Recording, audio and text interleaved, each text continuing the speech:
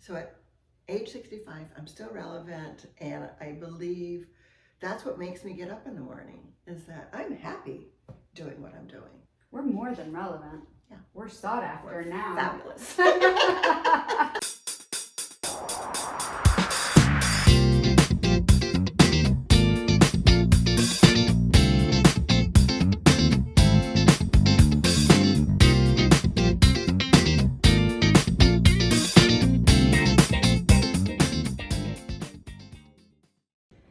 I'm here in the home of Robin LaMonte. She's a 65-year-old professional influencer.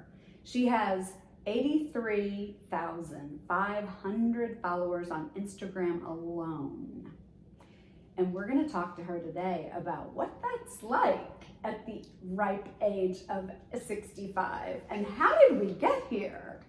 Welcome to We're Not Dead Yet, women rocking their next chapter. Robin, it's so great to meet you in person. Well, nice meeting you too. How did we get here? What did you do before you were a professional influencer? Well, I'm still an interior designer by profession, but I'm slowly retiring from that. But I don't believe in being retired. And I think that is what drove me to start to write and to also put myself out there on social media, which, as we know now, it's new and refreshing to be somebody over 50 saying, I've got something else I want to do. And I could have been, taken up art classes or done something like that, but I didn't. And I didn't want to go back and try to teach kids interior design. So I just thought, write about something that I know, which is being a woman past menopause and dealing with the changes that we go through, and what can we do for wellness and health, beauty. And I write about fashion quite a bit because that's pretty much what a lot of women over 50 want to see, is that what are we wearing? Are we all trying to look younger, or are we accepting how we change? Because my body is not what it was at 50, and it wasn't any, at 40 I was really good. But at 65, it's changed. Menopause has changed a lot. And so women really follow me on my social media and on my blog for things that they can use, whether it's, supplements or skincare or fitness, because I'm doing a collaboration now for a company that's focusing on women over 40, which I love. I love seeing companies focusing Fitness on for women over 40? Yeah, it's dealing with a lot of menopause. Kegel exercises aren't the only things that we do. No. Well, how long have you been a paid influencer? I started my blog about 5 years ago. It'll be the 6th season this summer, when I felt that there's a voice that needs to be, and I didn't know that there were women really writing before this. Most of the women that I followed for blogging were DIYers. And those women are rock stars. They've been doing it for like 15 years, but they're all doing how-tos, and they have an audience that's young and old. Right. But my niche is for women over 50, and I talked about eyelashes falling out, my hair's thin, what's with these wrinkles on my face? And it started to grow. Then I started posting on social media, because I have an Instagram account that's interior design only. And I separated the influencer part from the design part, because most of my followers were designers or people in the home industry. And it was like, all of a sudden I'm doing selfies of me in an outfit from Chico's. And I had to separate. So Instagram got separated in 2019. And that audience is mostly women following me for fashion and lifestyle and things like that. Not so much interior design. Interior design stays off to the side, even though I'm an expert of it. But for me, I started getting paid. My first gig was Chico's when I tagged them. And I learned to market myself by tagging a brand and saying, hey, I'm wearing your clothes. And then all of a sudden they reach out saying, hey, we'd like to send you some clothes. So I start off being gifted. So not all the payments showed up until about 20,000 followers. Yeah. And then Chico started, and then all of a sudden all these other fashion brands. But my wellness side is where I really make the most money, because all these supplements, everybody's targeting us menopausal women. It's like, bye, we've been here for a long time, but now brands. We're not the first menopausal women I know, on and the planet. But you know what? They're targeting us. Yeah. They need people like me. People like you, and hopefully I will join the sorority, are making an impact on, look, we're still out here living our best lives. Mm-hmm. So what can you do to help us do that? Right. And I think mostly for women is putting yourself out there and doing selfies. It does seem very, very strange. I had a lot of friends who said, "What is with the selfies?" And I said, "I'm getting paid." So yes, and it's that's sharing, promoting. We're advertising. So I'm actually cheaper than an agency hiring a professional model. Of course. And we have our own photographers. I use my iPhone. I have a professional photographer. So I'm cheap advertising, and agencies realize that Instagram is a platform that they're now seeing us on. Mm-hmm. And instead of using a 40-year-old model to be the mother of the bride, they're looking at a real 50-ish woman being a model for it. And so they reach out to us. Well, when the whole influencer thing started, I was on the bandwagon, like, oh, ridiculous. In fact, when I started this channel, a friend of mine said, "Oh, are you trying to be an influencer?" And I was like, "No." And then I tapped into my professional experience. I used to, among many other jobs, work for a public affairs company, and we ran grassroots campaigns for Fortune 100 companies. Mm-hmm. And when we used to do the training of the executives and the managers at the companies, we used to tell them, the new movie blockbuster comes out, they spend more money on the advertising budget than they do making the movie. But when you want to go see a movie, what do? You ask if any of your friends have seen it. Mm-hmm. And that's, grassroots marketing. Yeah. And then I started to think about that and saying, that's what being an influencer is. It is. It's a strange word. I call it digital creator. Mm-hmm. Only because now Instagram is a business for me. Mm-hmm. Whereas a lot of people still use it as a hobby. A lot of people are using it for sharing their family photos mm-hmm. and then posting them on Facebook. Mm-hmm. But being an influencer to me is a profession. Like, I can go anywhere in the country, and if I say I'm an influencer, they look at me like, "What?" You're 65. What? It's like it started with the young group, mommy blogger. I call them mommy bloggers, but you have the millennials, and everybody's on their phone, and even our children are watching them, and it's kind of now we're on Instagram. And not everybody follows me. And this is the difference. My Instagram feed mostly are professional influencers who follow me. And then I have a Facebook of 7,500 who are housewives and retirees. And they're just going, "What is she? This is great." Or they go, "I love that outfit." Mm-hmm. They're the real genuine people that are attracted to me. Whereas Instagram, there's so many of us that are paid professionals that it's a blur line. Mm-hmm. So when I write a blog and I have 2,000 followers or readers, they want to see what I'm wearing, what I think about it. Mm-hmm. I tell them what my sizes are, and I really dissect an outfit. Skincare, I tell them the pros and cons. So I'm influencing a different audience.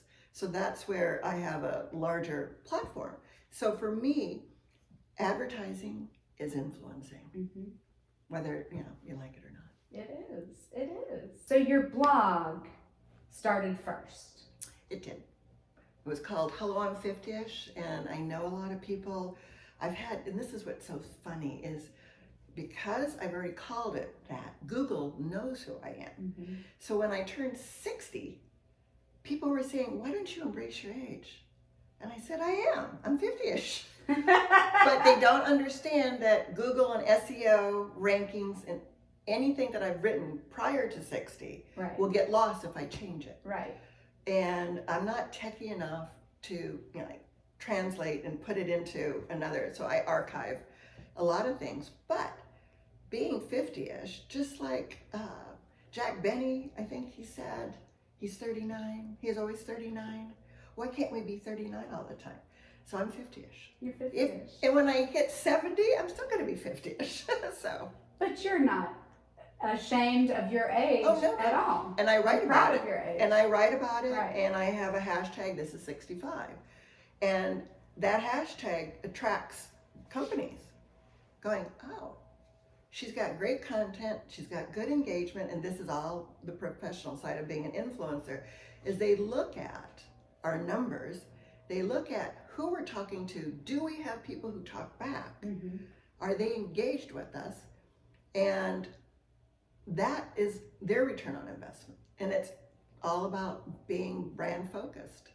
And now I know from our earlier conversation that you also, it's important to you to mentor younger and newer talent as well. Yes. Tell me about that.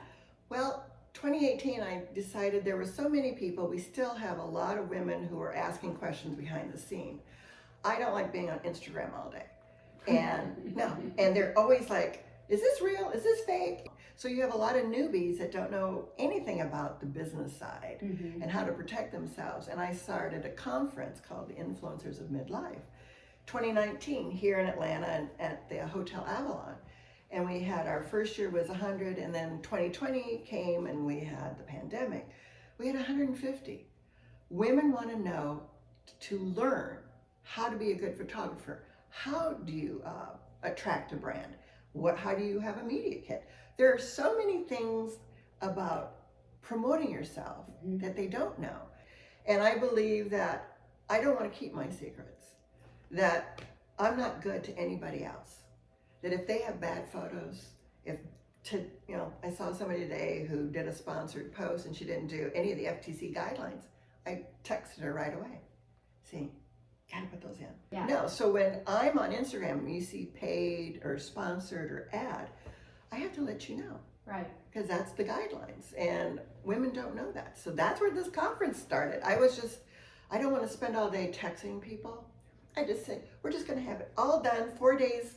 We had a 3-day conference, 4 days of just being together, but learn. You have to have a toolkit. Yeah. Just And as a designer. You're not threatened or protecting your turf. You're all about sharing the love. We're shining the light. Yes. You know? Growing together. Yeah, and it's just like you. Before we shot this, I was asking her all about lighting. Yeah. We need to support each other, and I think that's why we are doing so well, is that we're growing because we're mentoring, and we're also inspiring each other, so that if somebody wants to do what I do, I pretty much take them under my wing and say, okay, here's what we're doing. I've taken the girls here in Atlanta through stores, introduced them. J. Jill's a really great place for me to show the girls, because that targets us. Chico's is another company that targets the women over 50, even though they want younger women. But when you walk in the store and you see a bunch of gray-haired ladies, that's your audience. So anyway, I'm really big on, and I know you are, we're self-taught. Well, it's because we ask questions. And if you don't have the right people giving you the right answers, you're not going to thrive. And I want everybody to thrive. Otherwise, we'd all look unprofessional. And when women really want to be a professional like me or you, they got to know. And if there's not a class out there, they got to rely on us.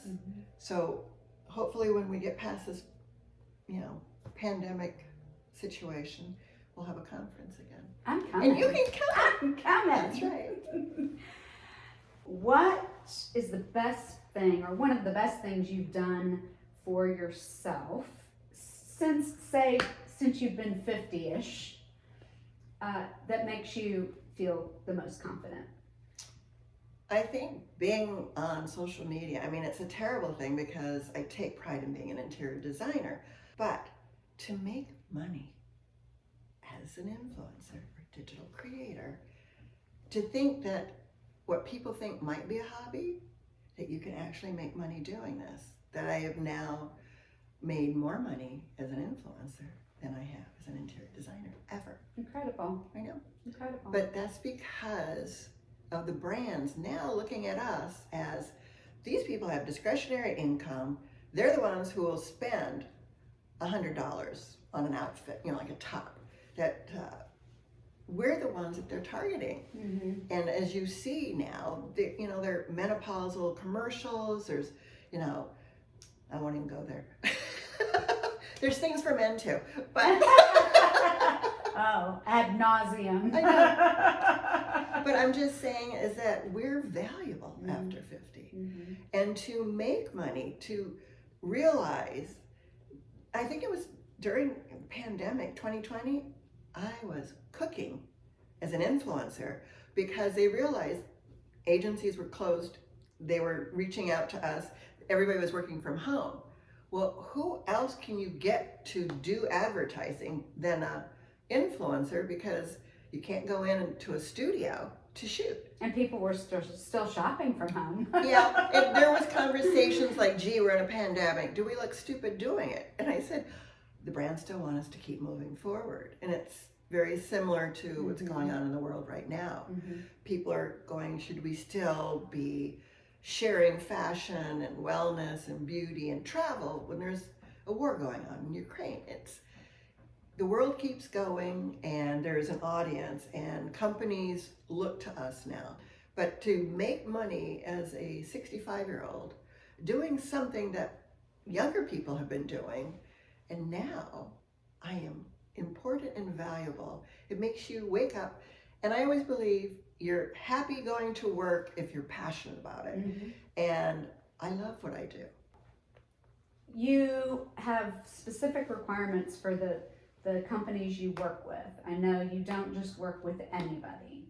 Right. What is your philosophy there? I think to be authentic as an influencer is really important to me.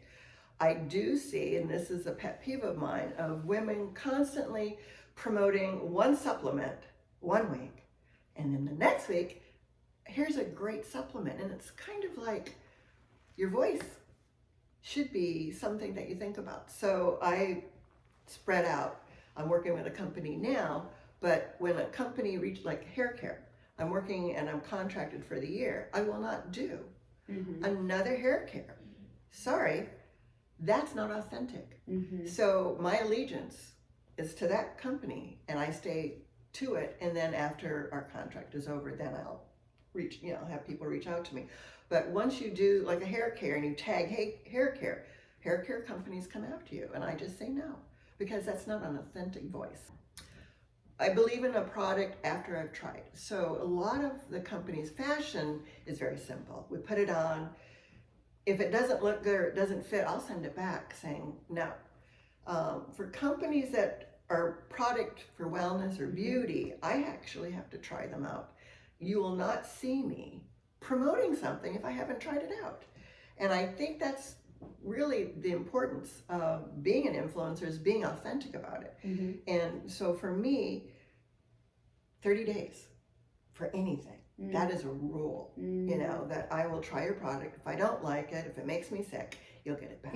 It makes me sick. I have to believe in what I'm sharing, because my audience is looking, saying, Trusting she you. says she liked it.